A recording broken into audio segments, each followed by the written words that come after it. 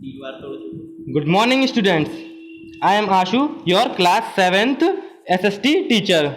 In this lecture, we are going to discuss our first chapter, which is our environment. So, हमें इस lecture में हमें questions answers करने हैं जो कि है एक्सरसाइज के। तो स्टार्ट करते हैं। उसके हमें क्वेश्चन आंसर्स को स्टार्ट करने से पहले एक्सरसाइज को हम जान लें कि क्या है इन्वायरमेंट। मतलब हम इसकी समरी कर लेते हैं चैप्टर की कि क्या चैप्टर में मेनली दिया गया है। क्या दिया गया है? Now environment is the sum of the living and non living things that surround an organism. environment क्या है? यह एक सम है किसका? ऑल लिविंग जो कि जीव जंतु हैं और नॉन लिविंग जैसे कि जो नॉन लिविंग जो जी नहीं रहे हैं जैसे कि बिल्डिंग, टेबल, लैंड, ये नॉन लिविंग थिंग्स में आते हैं। दैट सराउंड जो कि हमारे चारों ओर हैं, और ग्रुप ऑफ ऑर्गेनिज्म जो कि एक ग्रुप में है जो ऑर्गेनिज्म जो कि लिविंग है वह किस में आते हैं? एनवायरनमेंट में आते हैं। Environment provides us to air breathe. हमें एनवायरनमेंट क्या प्रोवाइड करती है? उपलब्ध कराती है एयर अर्थात वायु हमें प्रोवाइड करवाती है किसके लिए? ब्रीथ, सांस के लिए। द वाटर हमें प्रोवाइड करती है किसके लिए? टू ड्रिंक यानी पीने के लिए। The food to eat, food provide कराती है एनवायरनमेंट जैसे कि पेड़ों से मिलता है हमें किसके लिए? ईट, खाने के लिए। And the land to live, और हमें लिए जमीन मिलती है जो कि नॉन लिविंग थिंग है किसके लिए? हमें रहने के लिए, लिव के लिए अर्थात रहने के लिए। Now next point is environment includes both biotic and abiotic factor which influence organism.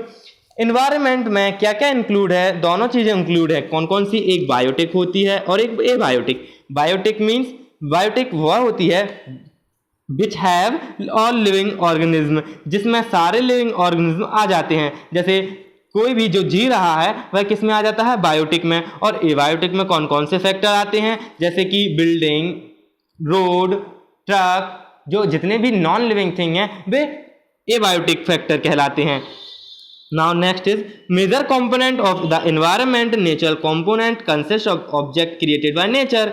जो मेजर कंपोनेंट हैं अर्थात जो कंपोनेंट हैं एनवायरनमेंट के, एक नेचर एनवायरनमेंट है अर्थात जो नेचुरल है जो नेचर की तरफ से हमें प्रोवाइड हुआ है। और next is human made component, एक हमने जैसे कि जिसको हमने बनाया है। हमने किसको बनाया है? जैसे कि लैंड, इस टाइप से इसमें हमने बनाया है। और यदि हम बात करें नेचुरल कंपोनेंट के तो नेचुरल कंपोनेंट कौन से कहलाते हैं? जो नेचर के थ्रू हमको मिले हैं। जैसे कि कौन कौन से हैं? एटमॉस्फेयर हो गया, हाइड्रोस्फीयर होगा, जहाँ पर जो वायुमंडल है हमारा वातावरण ये हमें नेचर की तरफ से प्रोवाइड हुआ है, यह हुआ।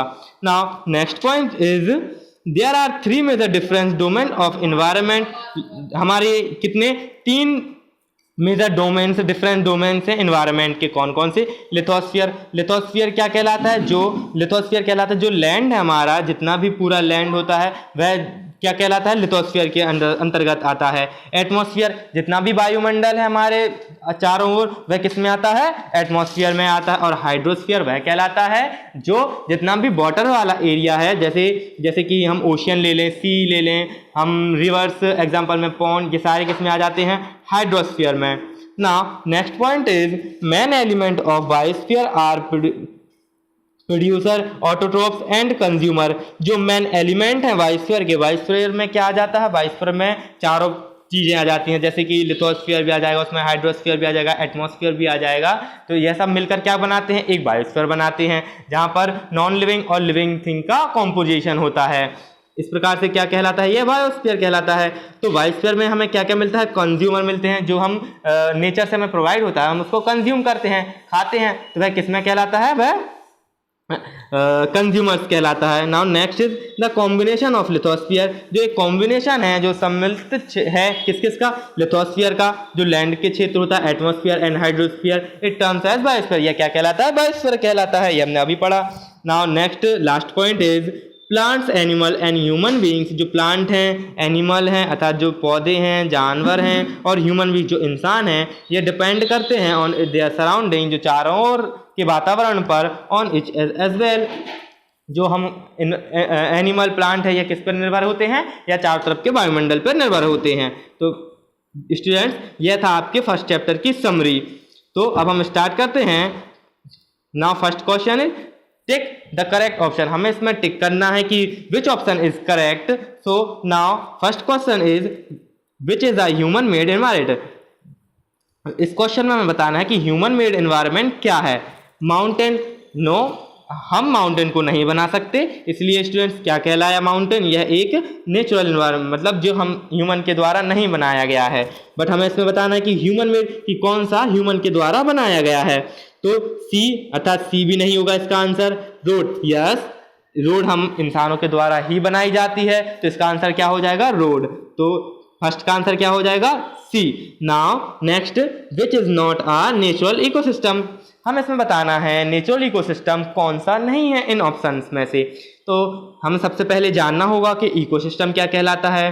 स्टूडेंट्स, इकोसिस्टम वह कहलाता है जिसमें जो नेचर की तरफ से हमारे लिए प्रोवाइड मिलता है, जैसे कि यदि हम डेजर्ट, फॉरेस्ट, लिथोस्फीयर, ये सब हमारे लिए, और एटमॉस्फेयर, ये हमें किससे मिला है, हमें नेचर से मिला है। तो यह कैसा कहलाया, यह एक इकोसिस्टम कहलाया जिसमें सारे रह रहे हैं। बट यहाँ पर देखिए डेजर्ट, क्या डेजर्ट इकोसिस्टम है? हाँ, डेजर्ट एक इकोसिस्टम है।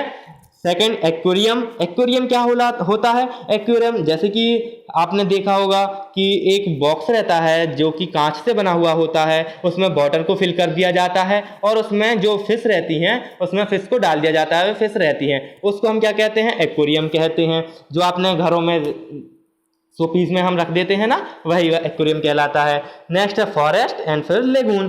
तो लेगून भी नेचर के द्वारा बनती है, फॉरेस्ट भी नेचर के द्वारा बनता है, तो इसलिए इसका आंसर क्या हो जाएगा, एक्वेरियम। तो बी इसका सही आंसर होगा।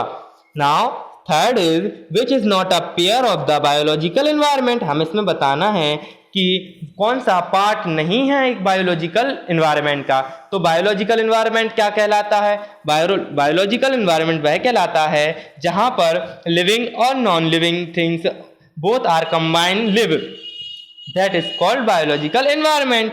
तो हम इसमें देखिए लैंड जो है, लैंड एक बायोलॉजिकल एनवायरनमेंट नहीं है, क्योंकि जो बायोलॉजिकल एनवायरनमेंट है वह लिविंग थिंग्स का होता है, कि जो जो मतलब लिविंग थिंग्स का जो कॉम्बिनेशन है वह एक बायोलॉजिकल एनवायरनमेंट कहलाता है।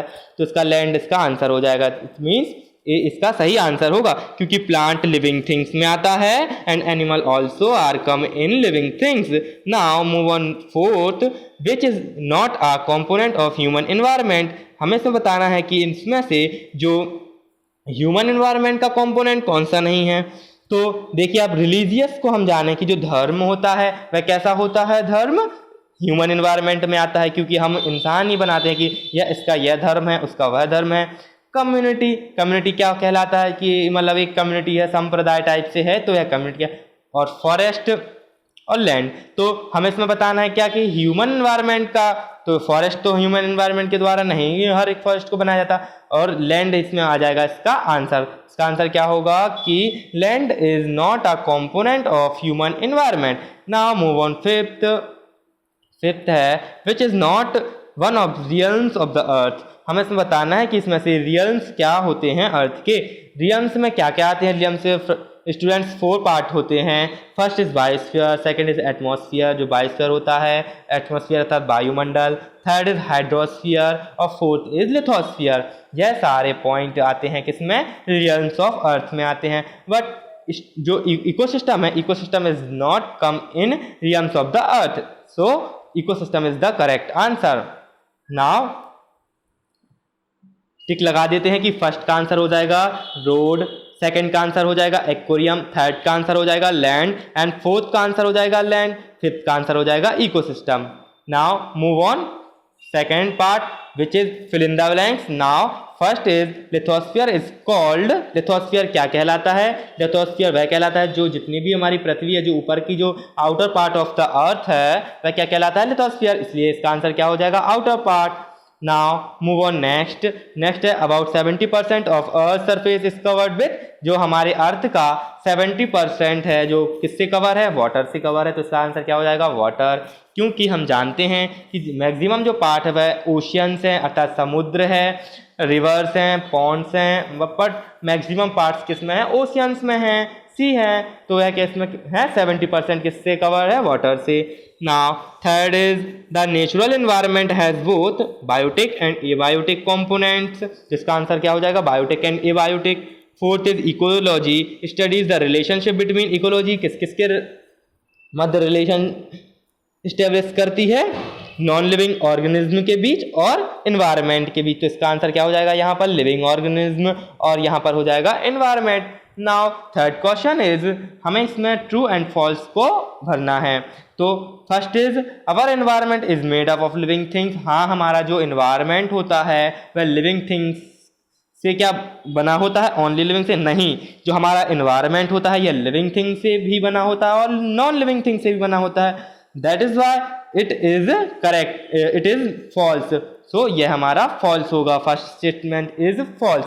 Now second statement is 40% of earth surface is covered by water.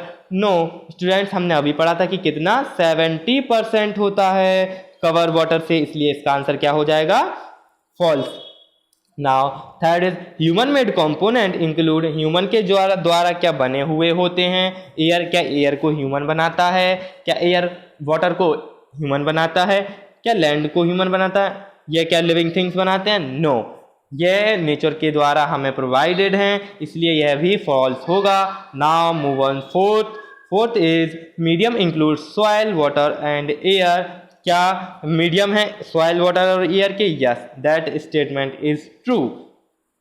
Now fifth statement is, environment is mainly of two kind, natural and human. Yes students, environment is mainly there are two kinds of, which is first is nature and second is human. So this statement is also correct. Now I am briefing this questions.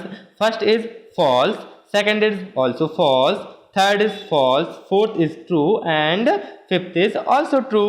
Now move on fifth, D, which is match the following.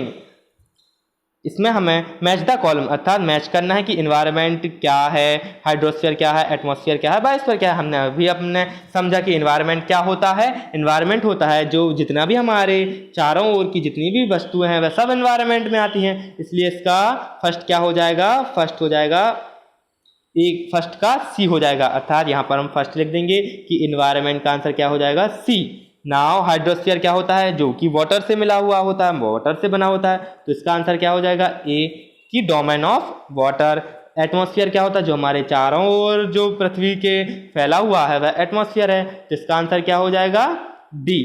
Third का D हो जाएगा कि blanket of air that surround the earth. और biosphere क्या होता है कि जो लिविंग और non living there are present, that is biosphere. तो फोर्थ का हो जाएगा बी। तो हम इसको ब्रीफ कर देते हैं कि इसका क्या लिखेंगे हम आंसर। पहला आएगा, पहले का क्या आएगा, पहले का आएगा सी अर्थात 1, फिर सेकंड का आएगा क्या, 1 का आ जाएगा सी, सेकंड का आ जाएगा क्या आएगा, सेकंड का ए, थर्ड का आ जाएगा, थर्ड का आ जाएगा क्या आएगा, थर्ड का डी, एंड फोर्थ का क्या आ जाएगा, fourth is B. So that is your answer.